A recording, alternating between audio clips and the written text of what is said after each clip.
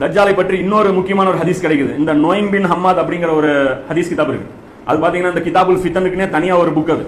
அதுல ஒரு 2000-3000 ஹதீஸ் ஃபித்னா சம்பந்தப்பட்ட புக்கே இருக்கு. அதுல காஃப் அஹபார் அப்படிங்கிற அந்த நபி தோழருடைய ஒரு கவுல் அதுல கிடைக்குது. அவர் என்ன சொல்றாரு அப்படின்னா, இதுல இருந்தும் புரியுது தஜ்ஜால் தனி, தஜ்ஜாலுடைய ஃபித்னா தனிங்கிறது. இந்த ஹதீஸ்ல என்ன சொல்றாங்கன்னா, யார் தஜ்ஜாலுடைய சோதனையின் போது உறுதியாக இருந்தாரோ அவருக்கு வாழ்விலும் மரணத்திலும் மீண்டும் அல்லாஹ் சோதிக்க மாட்டான்.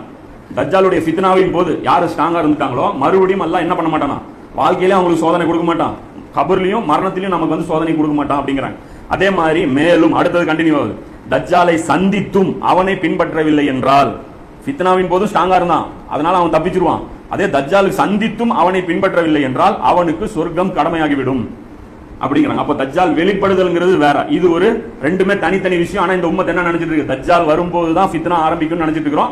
தஜ்ஜாலுடைய ஃபித்னாவிலே தான் நம்ம வாழ்ந்துட்டு இருக்கிறோங்கிறதையும் இன்ஷா அல்லாஹ் அது நிறைய மற்ற விஷயங்கள் பார்க்கும்போது நமக்கு